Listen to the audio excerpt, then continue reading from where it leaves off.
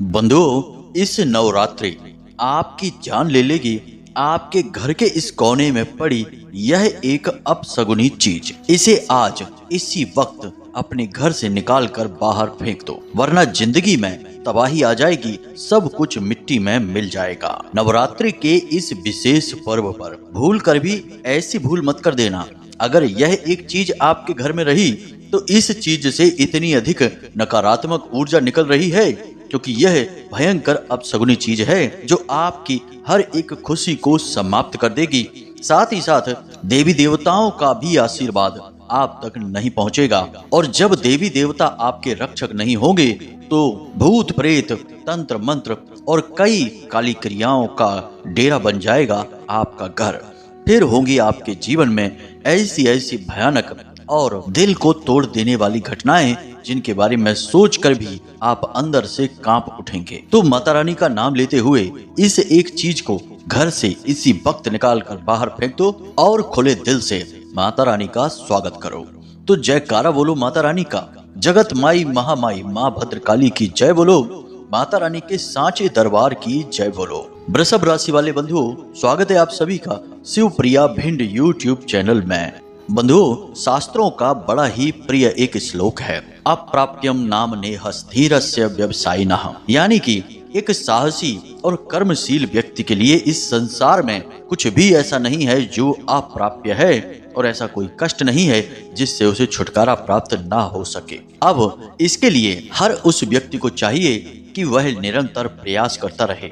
यदि एक प्रयास असफल हो जाता है तो दूसरा प्रयास करे, दूसरा असफल हो जाता है तो तीसरा करे, तब तक प्रयास करे जब तक कि सफलता हासिल ना हो जाए। यही है सफलता का सूत्र और जीवन के हर एक कष्ट को मिटा देने का, समाप्त कर देने का सबसे बड़ा ब्रह्मास्त्र। तो यही हम आपको कहना चाहते हैं कि जिस प्रकार समय समय पर भगवान इस संसार में आते हैं अलग अलग रूपों में, कभी गणपति, कभी पितृ देवता, कभी माता रानी के रूप में, तो इन पवित्र समय का आपको भरपूर प्रयोग करना है। और भरपूर प्रयोग आप तभी कर पाएंगे जब आप सात्विक मन से अपने जीवन का, अपने घर का, अपने मित्र, अपने रिश्तेदारों का सही आकलन करेंगे।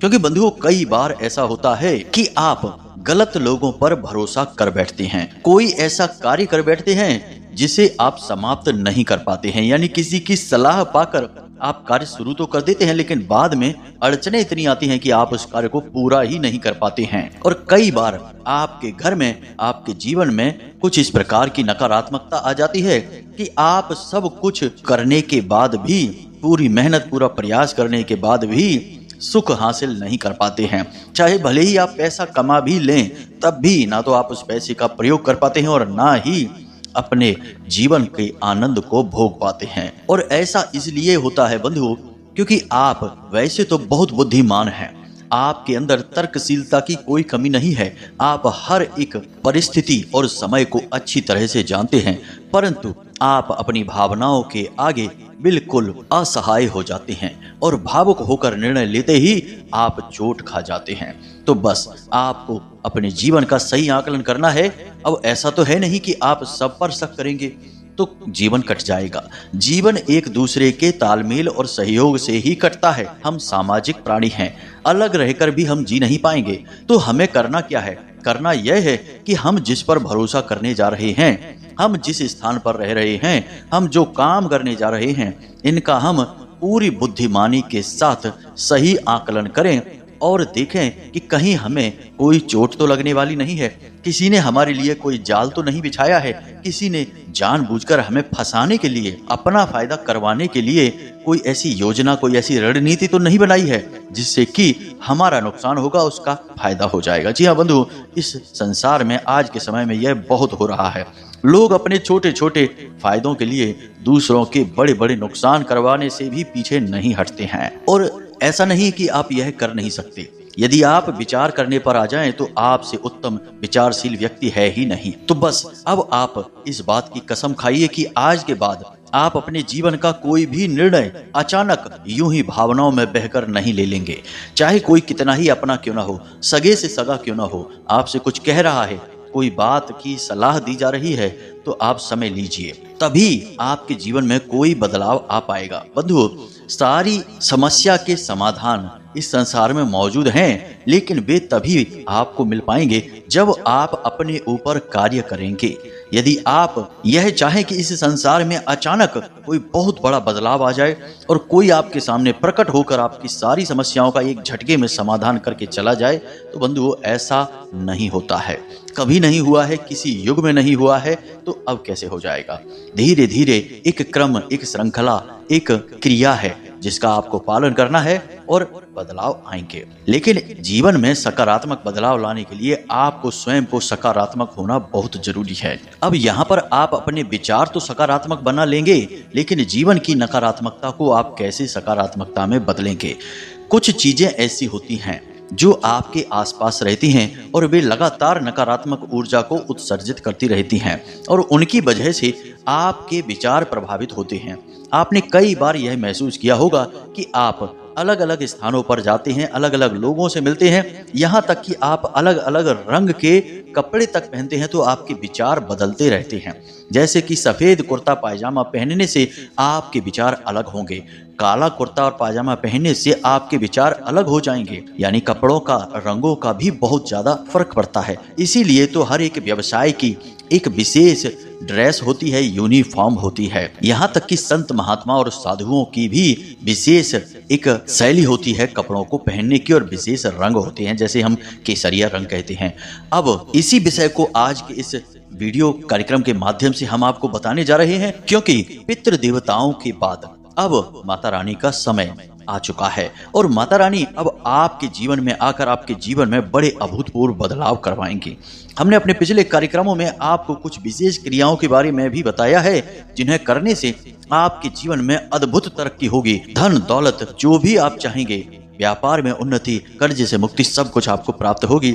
लेकिन आज के इस कार्यक्रम में हम आपको कुछ ऐसी चीजों के बारे में बताएंगे जिन्हें आपको अपने घर से तुरंत इसी समय निकाल कर बाहर फेंक देना चाहिए, और फिर अंत में हम आपको उस एक चीज के विषय में भी बताएंगे जिसे तो हर हालत में आपको निकाल कर फेंक ही देना है। यह भयंकर नकारात्मक ऊर्जा उत्सर्जित कर रही है और यह आप तक किसी भी देवी देवता की कृपा और आशीर्वाद को पहुंचने नहीं देगी। तो जल्द से जल्द बस आपको यह कार्य करना है कि इस चीज से छुटकारा प्राप्त कर लेना है। बंधुओं, इसी के साथ साथ हम संपूर्ण नवरात्रि में आपके जीवन में किस प्रकार से बदलाव आएंगे, ग्रहों की क्या चाल रहने वाली है, कौन से विशेष योग हैं, कौन से नकारात्मक ग्रह योग और घटनाएं होने वाली हैं आपके जीवन काल में, सब कुछ आपको ज्योतिषीय आकलन के आधार पर विस्तार से और सटीक राशिफल के तौर पर बताने जा रहे हैं। तो बंधुओं, इस कार्यक्रम को बनाने में हमने बहुत मेहनत की है। एक एक बात जो हम आपको बताने जा रहे हैं वह बिल्कुल सच और पत्थर की लकीर होने जा रही है, क्योंकि इन बातों में ना केवल हमारे जीवन का अनुभव ज्ञान शामिल है, साथ ही साथ माता भद्रकाली की कृपा और आशीर्वाद भी शामिल है। तो बस आपको करना यह है कि इस कार्यक्रम को अंत तक देखना है। यदि आप इस कार्यक्रम को अंत तक देखेंगे तो सबसे पहली बात कि आप अपने जीवन में आने वाली बड़ी मुसीबतों को टाल देंगे, जो कि बहुत ही जरूरी है, वरना आप पूरी तरह से फंस जाएंगे। और दूसरा कि हम आपको कुछ ऐसे शक्तिशाली और गुप्त मार्ग भी बताने वाले हैं, यानी क्रियाओं के बारे में बात करने वाले हैं, जिनसे माता रानी की सीधी कृपा और आशीर्वाद आप तक पहुंचेगी, क्योंकि ये 9 दिन माता रानी को ही समर्पित हैं। तो उम्मीद करते हैं कि आप हमारी भावनाओं को, बातों को समझ चुके हैं। अब कार्यक्रम को अंत तक अवश्य देखेंगे। तो चलिए बंधु, कार्यक्रम को शुरू करें, लेकिन माता रानी को उससे पहले आभार जरूर व्यक्त कर दें। कमेंट बॉक्स में पूरे भक्ति भाव के साथ प्रेम से लिखिए, जय माँ भद्रकाली कृपा करो। माता रानी निश्चित तौर पर आपके ऊपर कृपा बनाएंगी, हमें पूर्ण विश्वास है। इसी के साथ साथ बंधुओं, यदि आप इस चैनल कार्यक्रम पर पहली बार आए हैं तो आप इस चैनल को सब्सक्राइब अवश्य कर लें। बंधुओं, हम आपको सर्वश्रेष्ठ और समय अनुकूल ज्ञान पूरी प्रामाणिकता के साथ उपलब्ध कराते हैं, और जो बातें हम आपको बताते हैं वे हमारे जीवन के अनुभव पर आधारित होती हैं, माता रानी की कृपा और आशीर्वाद को लेकर आती हैं। तो ऐसे में आपके जीवन को बदलने का आपके हाथ में यह एक सुनहरा अवसर है कि आप सर्वश्रेष्ठ ज्ञान को ही चुनें। तो चलिए जल्दी से चैनल को सब्सक्राइब करिए, बगल में जो सब्सक्राइब का बटन है उसे अभी दबा दीजिए। फिर आगे बढ़ते हैं। तो बंधुओं, ध्यान से सुनिए। अब जो हम आपको बताने जा रहे हैं वह बहुत ही महत्वपूर्ण बातें हैं। आपके अपने जीवन से जुड़ी हुई हैं। अब आपको क्या करना है कि अपने घर के बारे में विचार करना है, क्योंकि घर एक ऐसा स्थान है जहां आप अपने जीवन का बहुत बड़ा हिस्सा बिताते हैं। यानी कुछ समय के लिए आप घर से बाहर निकलते हैं, काम काज करके वापस अपने घर में ही आते हैं और वहीं आपको सबसे अधिक चैन और सुकून प्राप्त होता है। लेकिन आज के इस अधकचरे ज्ञान वाले समाज में, समय में, हम कभी कभी अपने घर में खुद ही ऐसी चीजों को लाकर रख लेते हैं जो हमारे घर में नकारात्मक ऊर्जा को भर देती हैं। और उसके बाद आप खुद ने भी कभी यह महसूस किया होगा कि आप घर से जब बाहर निकलते हैं तो आपका मन कुछ ठीक हो जाता है, फिर जब आप घर में वापस आते हैं तो आपका मन खराब हो जाता है, आपको घुटन और बेचैनी का एहसास होने लगता है। कई जातक ऐसे हैं जो हमें मैसेज करके हमसे बात करने की कोशिश करते हैं और हमें कहते हैं कि गुरुजी, हमें घर के बाहर ठीक लगता है लेकिन घर के अंदर आते ही पता नहीं क्यों घुटन की एहसास होने लगता है। घर में हमेशा निरंतर क्लेश का माहौल रहता है, लोग एक दूसरे के साथ बात भी नहीं करना चाहते हैं। पति पत्नी हैं तो किसी से बात नहीं कर रहे हैं, निरंतर लगातार झगड़े हो रहे हैं। भाई भाई की नहीं सुन रहा, पिता पुत्र की नहीं सुन रहा है, सब एक दूसरे से बस झगड़ने में लगे हैं, एक दूसरे को दोष लगाने में लगे हैं। तो ऐसा इसीलिए होता है बंधुओं कि ये नकारात्मक जो चीजें होती है ना, ये लगातार निरंतर आपके घर को दूषित करती रहती हैं। अब अल्प ज्ञान होने की वजह से लोग इन चीजों को समझ नहीं पाते और इन्हें अपने घर में खुद ही लाकर रख लेते हैं। तो ऐसे में अब यह जो माता रानी का पवित्र समय है, जो आपको एक वरदान के तौर पर प्राप्त हो रहा है, ऐसे समय में आपको इन नकारात्मक चीजों से मुक्ति प्राप्त करना बेहद आवश्यक है। वरना बिल्कुल वैसा ही होगा कि दिन भर बारिश में भीगते रहे, जो कि माता रानी के प्रेम और आशीर्वाद की बारिश है, फिर भी प्यासे के प्यासे ही रह गए, क्योंकि हमें उस आशीर्वाद को ग्रहण करने की क्षमता और अनुभूति और ज्ञान नहीं था। तो बंधुओं, अब ध्यान से सुनिए, आपके घर में कुछ चीजें ऐसी हैं जो बहुत ही गलत हैं। सबसे पहले आप देखिए कि आपके घर में छुपे हुए कोनों में, घर की छत पर और किसी एकांत स्थान पर किसी प्रकार की कोई टूटी फूटी चीजें, कबाड़ जिसे हम कहते हैं, ऐसी चीजें एकत्रित तो नहीं की जा रही हैं। बहुत से लोग अपने घरों में एक स्टोर रूम जैसा बना देते हैं और कहते हैं कि यह हमारे घर का स्टोर रूम है, और वहां पर टूटी फूटी उपयोग में न आने वाली चीजों को रख देते हैं। लेकिन क्या बंधुओं, प्राचीन काल की अपने घर की प्रणाली आपको याद है? जरा विचार करके देखिए कि पुराने जमाने में गांव क्षेत्र में जिनके घर होते थे, क्या उनके घरों में किसी प्रकार का कोई स्टोर रूम होता था? नहीं। हमारे हिंदू धर्म में टूटी फूटी चीजों को नकारात्मक चीजें माना जाता है, खंडित चीजें माना जाता है, और उन्हें अपने घर में रखना भी अशुभ होता है। लेकिन यह विदेशी परंपरा है, और हमने पहले ही कहा कि आज का जो हमारा समाज है, यह ना तो देसी हो पाया और ना ही विदेशी, अधकचरा बनकर रह गया है। इस वजह से उल्टी सीधी मान्यताओं को मानने लगा है। तो यदि आप कोई टूटी फूटी चीज अपने घर में यूं ही रखे हुए हैं बिना उपयोग के, तो वह खंडित है, नकारात्मक है, लगातार नकारात्मक ऊर्जा को उत्सर्जित कर रही है। कोई कुर्सी टूट गई है, कोई पलंग टूट गया है, कोई घड़ी खराब हो गई है, कैलेंडर थोड़ा सा फट गया है, मूर्ति टूट गई है, किसी भी प्रकार का कोई टूटा फूटा सामान आपके घर में पड़ा है, उसे तुरंत निकाल कर बाहर कर दीजिए। अब एक छोटी सी परंपरा है, इसे जरा ध्यान से सुनिए। माता लक्ष्मी पूरे वर्ष में कब आपके घर में आती हैं? मतलब रुपए पैसे तो आते ही रहते हैं, हम उनकी बात नहीं कर रहे हैं। त्योहार के तौर पर कब माना जाता है कि माता लक्ष्मी का आगमन होगा? दीपावली पर। जी हाँ बंधुओं, दीपावली पर माता लक्ष्मी का आगमन होता है। तो दीपावली पर हम सब लोग मिलकर क्या करते हैं? सबसे पहला काम कि हम अपने घर से कूड़ा कबाड़ यानी कि टूटी फूटी पुरानी चीजों को बाहर कर देते हैं। आपने अक्सर देखा होगा कि घरों की सफाई होती है, लेकिन उससे भी पहले घर की जो टूटी फूटी खराब हो चुकी पुरानी चीजें हैं, उन्हें घर से बाहर निकाल दिया जाता है, कबाड़ी वाले को दे दिया जाता है। ऐसा क्यों करते हैं? क्योंकि हम जानते हैं कि माता लक्ष्मी ऐसे घर में आएंगी ही नहीं जहां कबाड़ का सामान पड़ा रहता है।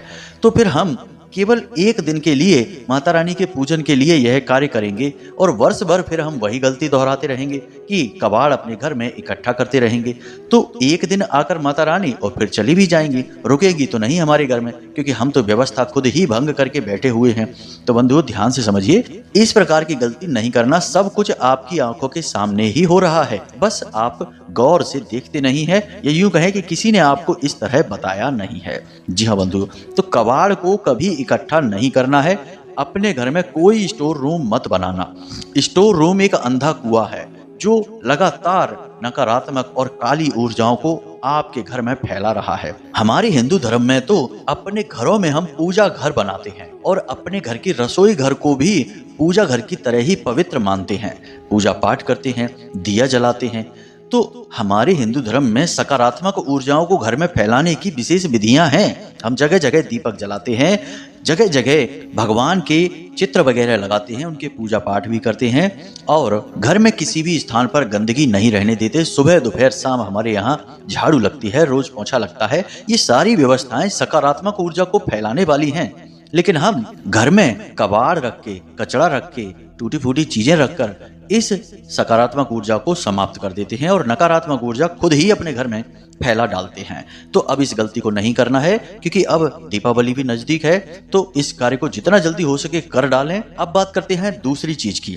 तो बंधुओं, हमारे यहाँ आज के समय में यह फैशन चल गया है कि लोग तरह तरह के पौधे अपने घर में ला ला कर लगाते हैं।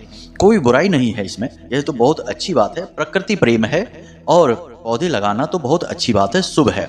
फूलों वाले पौधे लगाएं तो उनमें से फूल प्राप्त होते रहते हैं और भगवान को भी अर्पित होते रहते हैं। लेकिन इन्हीं के बीच हम कुछ ऐसे पौधे लगा डालते हैं जो कि बहुत ही अशुभ हैं और इन्हें घर में किसी कीमत पर होना ही नहीं चाहिए। जैसे कि कैक्टस का पौधा। जी हाँ बंधुओं, आपने अक्सर सुना होगा कि लोग कैक्टस का पौधा अपने घर में लगा देते हैं, जिसमें कि कांटे ही कांटे होते हैं। पहली बात कि हिंदू धर्म में कांटेदार पौधे को अशुभ माना जाता है। अब दूसरी बात, आप विचार करके देखिए कि यह कैक्टस का जो पौधा होता है, यह संसार में किन स्थानों पर पाया जाता है? हमेशा रेतीले और रेगिस्तान वाले क्षेत्रों में पाया जाता है, जहाँ की वनस्पति पैदा नहीं होती है, जल स्रोत नहीं होते हैं, केवल मरुस्थल होता है, जीव जंतु भी ठीक से पनप नहीं पाते हैं। ऐसे स्थानों पर यह कैक्टस का पौधा पनपता है। यानी कि कितनी भयंकर नकारात्मकता को अपने साथ रखता है कि मरुभूमि में, यानी जो मृत क्षेत्र है, वहां पर यह पौधा उगता है और आप इसे अपने घर में ले आए हैं। अब क्या होगा? आपका विनाश नहीं होगा तो क्या होगा? आप कहेंगे कि गुरुजी, हमारे कोई काम बनते ही नहीं हैं, हम कोई भी उपाय कर लें वह फलित ही नहीं होता है। लगता है जैसे कोई हमारे कामों में जानबूझकर बाधा डाल रहा है। तो बाधा नहीं आएगी तो क्या होगा? आपने तो खुद ही ऐसा कार्य कर डाला है। अब दूसरा कि कुछ पौधे ऐसे होते हैं जिनमें पत्तियां ही नहीं होती हैं, केवल लकड़ियां ही लकड़ियां होती हैं। जी हाँ बंधुओं, यह भी एक फैशन चल गई है आज के समय में कि लोग ऐसे पौधे लगा देते हैं जिनमें कि फैशन के तौर पर टेढ़ी मेढ़ी लकड़ियां ही लकड़ियां होती हैं और पत्तियां नहीं होती हैं। असल में वे सूखे हुए पौधे होते हैं, बस वे डिजाइन बनी होती है ऐसी उनकी कि वो देखने में सुंदर लगते हैं। उन पौधों को घर में लगा लिया। अब सूखा हुआ पौधा भी तो मृत्यु का प्रतीक है, वह भी तो मर चुका है। हमारे यहाँ सूखे हुए पौधों को तुरंत पुराने जमाने में चूल्हों में जला दिया जाता था और उससे रोटी पका ली जाती थी। सूखे हुए पौधों को कभी घर में नहीं रखते थे, घर के बाहर ईंधन के तौर पर रखा जाता था और उन्हें जलाकर भस्म कर दिया जाता था। लेकिन अब लोग उन्हें सजावटी सामान के तौर पर अपने घरों में गमलों में सजाकर इस कमरे उस कमरे में रखने लगे हैं। कभी नहीं करना है ऐसा। तीसरा, समी का पौधा। जी हाँ बंधुओं, आपने अक्सर सुना होगा, बहुत सारे धर्मगुरु भी बताते हैं इस बात को, लेकिन हमारा ज्योतिष इस बात का पूर्ण रूप से खंडन करता है। बंधुओं, जिस घर में समी का पौधा लगा हुआ है उस घर में तरक्की तो किसी कीमत पर नहीं हो सकती। अगर होगी भी तो बहुत ज्यादा धीमी होगी। क्यों? इसका कारण क्या है? ध्यान से सुनिए। समी का जो पौधा है, उस पौधे के लिए दो बातें बहुत अधिक प्रचलित हैं शास्त्रों में। पहला, ज्योतिष के अनुसार यह शनिदेव का प्रतीक है। दूसरा कि पांडवों ने जब युद्ध के बाद अपने सारे हथियार जमा करने के बारे में सोचा तो समी के वृक्ष के नीचे ही जड़ के पास सारे हथियारों को अपने वहां पर जमीन में दफन कर दिया था। यानी कि यह हथियार का सूचक है, यह विनाश का सूचक है। अब शनिदेव का प्रतीक होने के नाते शनिदेव तो वैसे ही कार्यों में बहुत ज्यादा देरी कराते हैं, बाधाएं उत्पन्न करते हैं, पीड़ाएं पहुंचाते हैं। दूसरा कि यह पांडवों के विनाश का, यानी कहा जाए तो युद्ध का प्रतीक है। तो इस प्रकार से दोनों तरह से यह नकारात्मक हो गया। अब आप किसी की ना सुनिए, आप एक बार हमारी बात मानकर देखिए। समी के पौधे को यदि आपको लगाना ही है, क्योंकि लोग समी की पत्तियों को शंकर जी को चढ़ाते हैं, कोई बात नहीं, आप भी चढ़ाइए, लेकिन समी के पौधे को अपने घर के अंदर अपनी बालकनी में न लगाकर इसे घर की छत पर लगाइए या फिर घर से बाहर कहीं रख दीजिए। अपने घर के एरिया में ही रखिए, लेकिन घर के थोड़ा बाहर रख दीजिए, वह सर्वोत्तम रहेगा। या फिर घर की छत पर रख दीजिए और सबसे बड़ी बात कि घर की छत पर जब आप रखें तो इसे पश्चिम दिशा में ही रखें, ठीक पश्चिम दिशा में और कहीं नहीं, क्योंकि यह दिशा शनिदेव की दिशा है। तो ही आप शनिदेव के कुप्रभावों से बच सकते हैं, वरना आपका भगवान ही मालिक है। आपने खुद ही अपने लिए हथकड़ियां और बेड़ियां जमा कर ली हैं। आपकी चाल धीमी होगी, कामों में रुकावट आएगी और घर में लड़ाई झगड़े परेशानियां होती ही रहेंगी। अब बात करते हैं तीसरी चीज की, यह भी बेहद महत्वपूर्ण है, तस्वीरें। जी हाँ बंधुओं, सजावटी सामान के तौर पर हम तस्वीरें घर में लगाते हैं, सभी लगाते हैं, कोई बुराई नहीं है। लेकिन याद रखना बंधुओं कि तस्वीरों की अपनी खास ऊर्जा होती है। हर एक तस्वीर की अपनी ऊर्जा है और वह आपके जीवन को, आपके घर को प्रभावित करती है। अब आप सोचेंगे कि यह आप क्या कह रहे हैं, तस्वीरों की कैसी ऊर्जा? तो बंधुओं, एक छोटा सा उदाहरण है। तस्वीरों के ऊपर आपको समझ में आ जाएगा कि आप अपने घर के पूजा घर में जाइए और वहां पर भगवान की तस्वीरें, जिनकी आप दिन रात पूजा पाठ करते हैं, वे तस्वीरें ही तो हैं और उनसे आप लगातार सकारात्मक ऊर्जा, प्रेरणा और शक्ति प्राप्त कर रहे हैं। वह क्या है? ऊर्जाएं हैं, तभी तो आपको मिल रही हैं। जहां कुछ होगा ही नहीं, वहां से आपको क्या मिलेगा? तो जैसे भगवान की तस्वीर में सकारात्मक ऊर्जा, भगवान की ऊर्जा वास करती है, हनुमान जी की तस्वीर में हनुमान जी की सकारात्मक ऊर्जा वास करती है, उसी प्रकार हर एक तरह की तस्वीर में हर एक तरह की ऊर्जा होती है। जैसे कि दौड़ते हुए घोड़ों की तस्वीर में नए अवसर, नए मौके और तरक्की की ऊर्जाएं होती हैं। इसी प्रकार ताजमहल में मृत्यु की, नकारात्मक की ऊर्जाएं होती हैं। इसी प्रकार शेर की तस्वीर में हिंसा की ऊर्जाएं होती हैं, यानी गुस्सा बढ़ाएगा और आक्रामक बनाएगा। इसी प्रकार झरने की, जल की तस्वीर में शांति, सुकून, पवित्रता और धन की ऊर्जाएं होती हैं। तो अब जरूरत यह है कि आपने अपने घर में तस्वीरों को कहाँ लगा रखा है, किस दिशा में लगा रखा है, और दूसरा कि कहीं कोई गलत तस्वीर तो आपने अपने घर में नहीं लगा रखी है, और तीसरी बात कि कोई कटी फटी टूटी हुई तस्वीर या जो फ्रेम की हुई तस्वीर है वह तो नहीं लगा रखी है। तो अब ध्यान से सुनिए इसके विषय में। सबसे पहली बात कि आपके घर में 3-4 तरीके की तस्वीरें हैं जो हर हालत में होनी ही चाहिए। जैसे दौड़ते हुए घोड़ों की तस्वीर, जो घोड़े आपकी तरफ दौड़कर आ रहे हों, ना कि इधर उधर भाग रहे हों, एक ही दिशा में भाग रहे हों। घोड़े सफेद रंग के होने चाहिए और जल में यानी पानी में दौड़ रही हैं तो सर्वोत्तम है। इससे यह पता लगता है कि यह आपके जीवन में मौके लेकर आने वाली ऊर्जा है। आपको नए नए अवसर प्राप्त होंगे, पैसे कमाने के, धन के। अब इस तस्वीर को आपको लगाना कहाँ है? तो इसे आपको अपने घर की उत्तर दिशा में लगाना है, क्योंकि वह कुबेर देवता की दिशा है। अब उगते हुए सूरज की तस्वीर, यह भी बहुत जरूरी है। इसे आपको अपने घर की पूर्व दिशा में लगाना है, क्योंकि वह सूर्य देवता की दिशा है। इसी के साथ साथ अपने घर के सभी सदस्यों की एक साथ मिलकर फैमिली फोटो को आपको अपने घर की पश्चिम दिशा में लगाना है, क्योंकि वह बढ़त की दिशा है। वहां जो भी चीज रख देंगे वह निरंतर बढ़ती जाएगी। तो ठीक पश्चिम दिशा में आप लगा देंगे। इसी प्रकार झरने की तस्वीर, जिसमें पानी बहकर आपकी ओर आ रहा हो, उसे भी आप उत्तर दिशा में लगाएंगे, क्योंकि वह धन की दिशा है। और उत्तर दिशा से पश्चिम दिशा के थोड़ा बीच में लगाएंगे, क्योंकि वह जल की भी दिशा है। अब कौन सी तस्वीरें हैं जो आपको अपने घर में भूल कर भी नहीं लगानी है? तो सबसे पहले ताजमहल की तस्वीर भूल कर भी ना लगाएं। कोई आपको गिफ्ट यदि ताजमहल कर देता है, जैसे कि कोई गिफ्ट आइटम में आपको कर देता है, तो उसे बिल्कुल भी स्वीकार ना करें। अपने घर में तो भूल कर भी लेकर ना आएं, क्योंकि वह एक मकबरा है। दूसरा कि किसी हिंसक पशु की, पक्षी की तस्वीर आपको नहीं लेनी है, अपने घर में नहीं रखनी है। तीसरा, युद्ध की, डूबते हुए सूरज की, डूबते हुए जहाज की, यानी कि समुद्र में तेज लहरें हैं और जहाज उसमें डूब रहा है, ऐसी कोई तस्वीर। इसी के साथ साथ कोई एक ऐसी तस्वीर जिसमें कि लंबा रास्ता दिखाई दे रहा है जाने के लिए, एक लंबी सी सड़क दिखाई दे रही है, ऐसी तस्वीर भी आपको नहीं लेनी है, अपने घर में नहीं लगानी है। यदि है तो उसे निकालकर बाहर फेंक दें। इसी के साथ साथ भगवान की कोई भी तस्वीर भगवान के मंदिर से, यानी जो आपका पूजा घर है, उससे बाहर नहीं होनी चाहिए। भगवान की तस्वीरें सजावटी सामान के तौर पर बिल्कुल प्रयोग नहीं होनी चाहिए। लोगों की आदत होती है कि अपने घर में इधर उधर जहां भी उनका मन करता है, कुछ तो अपने बेडरूम में ही भगवान की तस्वीरें लगा देते हैं। यह बहुत ही अशुभ है, अनिष्टकारी है। इसी के साथ साथ आपके पूजा घर में जो तस्वीरें रखी हैं, देख लें कि कहीं कोई तस्वीर जरा भी कटी फटी ना हो, खंडित ना हो, उसे भी बदल दें। तस्वीरों को जल प्रवाहित करें, यूं ही कहीं ना फेंक दें। किसी भी प्रकार की तस्वीर हो, उसे जल प्रवाहित ही करें। इसी के साथ साथ देख लें बंधुओं कि आपके घर में कोई ऐसी किताबें ना पढ़ी हो जिन्हें लंबे समय से खोलकर ना देखा गया हो, चाहे किताबें किसी भी विषय पर हो। धार्मिक किताबें भी यदि हैं तो उन्हें भी प्रतिदिन थोड़ा सा खोलना और थोड़ा सा पढ़ना अनिवार्य होता है। लंबे समय से यदि वे भी बंद रहेंगी तो वे भी नकारात्मक ऊर्जा उत्सर्जित करने लगती हैं। ठीक इसी प्रकार देखना है कि किताबें जिनके पेज पन्ने कट फट चुके हैं, ऊपर कवर जिनका कट फट चुका है, इन किताबों को भी हटा दें। और सीधा सही तरीका यही है कि किताबों और तस्वीरों को यदि आप अपने घर से हटाना चाहते हैं तो इन्हें यूं ही कहीं ना फेंक दें। यह सरस्वती माता का भी अपमान होगा और असल में दिव्य शक्तियों को भी नाराज करेगा। तो आपको इन्हें या तो जल प्रवाहित करना है या फिर पीपल के वृक्ष के नीचे जमीन में इन्हें दबा देना है, मिट्टी के नीचे। जी हाँ बंधुओं, यह तो थी विशेष जानकारी चीजों के विषय में जिसे आपको होना बहुत अनिवार्य है, वरना आप अपने घर के वातावरण को किसी भी कीमत पर सकारात्मक नहीं बना पाएंगे।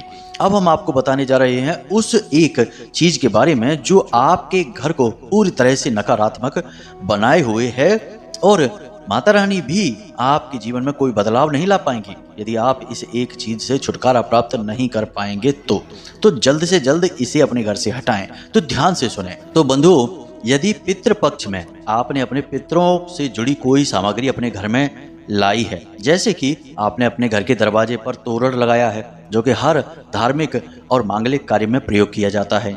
दूसरा कि पितरों के नाम से यदि आप कोई चीज घर में लेकर आए थे तो उसे अब हटा दीजिए, क्योंकि सर्व पितृ अमावस्या के बाद पितृ देवता जा चुके हैं। इसी प्रकार कुश जिसका प्रयोग पितृपक्ष में लोग करते हैं, श्राद्ध कर्म के समय पर प्रयोग की जाती है, तो इस कुशा को भी आपको अपने घर से हटा देना है। यानी कि पितृपक्ष में पितरों से जुड़ी जो भी चीजें आप अपने घर में लेकर आए हैं, यदि वे अब भी आपके घर में रखी हैं तो उन्हें आप हटा दें, क्योंकि अब जो आपके ऊर्ध्वगामी पितृ जो हैं वे तो पितृलोक जा चुके हैं। अब अधोगामी पितृ जिन्हें हम प्रेत कहते हैं, जिन्हें पितृलोक में प्रवेश नहीं मिलता है, वे भटकेंगे और अब उन चीजों का उपभोग वे करेंगे और आपके घर में तांडव मचाएंगे। जी हाँ बंधुओं, तो पितरों से जुड़ी जो भी चीजें हैं, प्रसाद सामग्री है, दीपक है, जो भी आपने पितृपक्ष में दीपक जलाया पितरों के नाम से, वह दीपक सब कुछ जो भी आपको समझ में आ रहा है सब कुछ निकाल कर जल विसर्जित कर दीजिए। यह बहुत अनिवार्य है, वरना प्रेतों की छाया आपके घर पर लगातार बनी ही रहेगी और आप भयंकर तरीके से परेशान हो जाएंगे। प्रेतों की पीड़ा की कोई हद नहीं है बंधुओं, किसी भी हद तक आपको प्रेत पीड़ा पहुंचाएंगे। अब सबसे बड़ी बात, इसे जरा ध्यान से समझिए कि कुछ चीजें ऐसी होती हैं जो पितृ देवताओं से सीधी जुड़ी होती हैं। जैसे कि कोई व्यक्ति स्वर्गवासी हाल में हुआ है और उसकी प्रयोग की जाने वाली चीजें हैं, जैसे कि उसके प्रयोग की जाने वाली घड़ी है, मोबाइल है, या उसकी कोई चीजें हैं, वस्त्र हैं, तो उन चीजों को भी आपको अपने घर से हटाना ही होगा। हमारा हिंदू धर्म यह कहता है कि जब कोई इंसान चला जाता है तो उसकी उपयोग की जाने वाली सारी सामग्री और चीजों को भी घर से हटा देना चाहिए, वरना उस इंसान की ऊर्जा या उस जैसे कई अन्य प्रेतों की ऊर्जाएं आकर्षित होती रहती हैं और घर में विनाश लीलाएं होती रहती हैं। तो इस प्रकार आपको अपने स्व विवेक से इन चीजों के बारे में सही अनुमान लगाना है, आकलन लगाना है, और पितरों से जुड़ी कोई भी चीज यदि आपके घर में है तो आप उसे अपने घर से निकाल कर बाहर फेंक दीजिए। बाहर फेंकने का मतलब है कि उसे जल विसर्जित कर दीजिए, यूं ही कहीं भी मत फेंक देना, वरना यह पितरों का सीधा अपमान हो जाएगा। जी हाँ बंधुओं, यह तो कहने का चलन होता है जो कह दिया जाता है। तो उम्मीद है बंधुओं कि यहाँ तक आपको सारी बातें समझ में आ गई हैं। हमने हर एक बात को पूरे विस्तार के साथ बताया है। इस वीडियो कार्यक्रम को हमने बहुत ही भाव के साथ तैयार किया है। अब यदि कोई प्रश्न आपके मन में उठे तो आप बेफिक्र होकर कमेंट करके पूछें, या फिर डिस्क्रिप्शन बॉक्स में दिए गए व्हाट्सएप नंबर पर मैसेज करके भी पूछ सकते हैं। समय मिलने पर हम आपके प्रश्न का जवाब आपको अवश्य देंगे। इसी के साथ साथ आज के इस कार्यक्रम को समाप्त करते हैं। हमेशा हंसते रहिए, मुस्कुराते रहिए, सकारात्मक रहिए और दिन में एक बार मंदिर अवश्य जाइए, क्योंकि आपका उद्धार उन्हीं की कृपा से होना है। तो प्रेम से बोलिए जय माई की जय, मां भद्रकाली। माता रानी आपका कल्याण करें। धन्यवाद।